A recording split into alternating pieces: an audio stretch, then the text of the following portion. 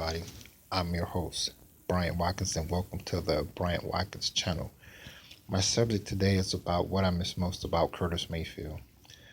Um, what I miss most about Curtis Mayfield is his unique style of um, guitar playing. Um, wow, well, he was a great storyteller.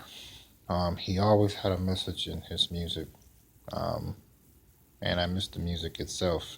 I could feel it.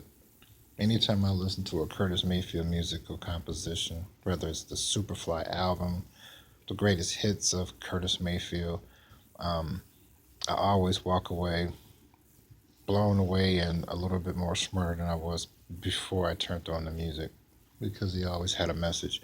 Um, so, the reason why I'm doing this particular footage about Curtis Mayfield is for fans like myself who miss his presence. Um, I came into a knowledge of Curtis Mayfield in 1975 during the era of the motion picture Superfly. I'm gonna be honest, I've seen the movie Superfly a few times. I really honestly don't remember the movie, but I remember the soundtrack. I like the soundtrack more than the movie. Um, again, well, this particular time, I knew it was 1975. Um, Everybody was playing the song. That album got a lot of heavy rotation. People was imitating how to look like a Superfly with the sideburns, the long hair, the suit, the platforms. Of course, I always smelled marijuana among adults because I was a kid when it came out. But I didn't know until I got grown that Curtis Mayfield was also a member of the Impressions back in the 60s, if I'm not mistaken.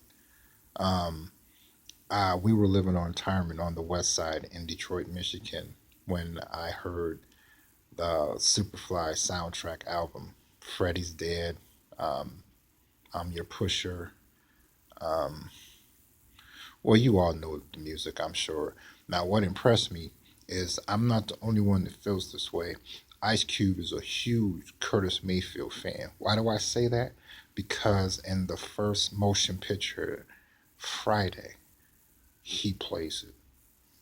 Um, uh, Ben Stiller, that wrote the motion picture Cable Guy, he's a huge fan of Curtis Mayfield. Because if you watch Cable Guy, when Jim Carrey walks into the bar to scare off his friend's boyfriend or date that she was with in the bathroom, he plays a clip of that particular song from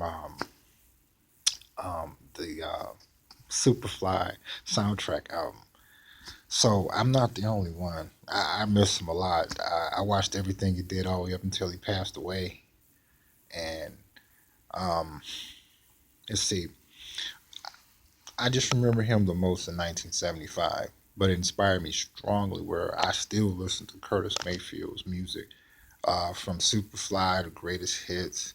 And then they even dropped another one. No, I bought it from a guy that was selling some music, and I heard one of his greatest hits of music I didn't even know he came out with, and he was very relevant to what's going on even today.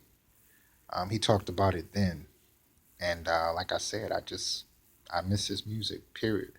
Very unique, soft spoken, but had always a powerful message. Fantastic guitars, excellent music composer, arranger, producer, and I like that he owned his own record label. Now, I didn't know all this when I was 5 years old. I always do a lot of research on him, and I ended up learning these particular things.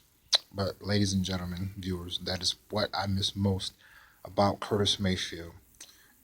So, if you like, you can subscribe to my channel. You can click like or dislike. You can present any questions, comments. If you like, I do respond to comments. Just don't get too carried away with the comments. 'Cause some people try and be sarcastic and stuff.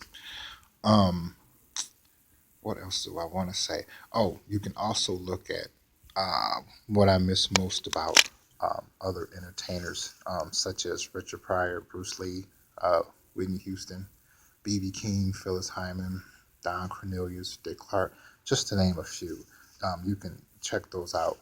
And don't you go anywhere and tune in for more coverages on a variety of different subjects from the Bryant Watkins channel.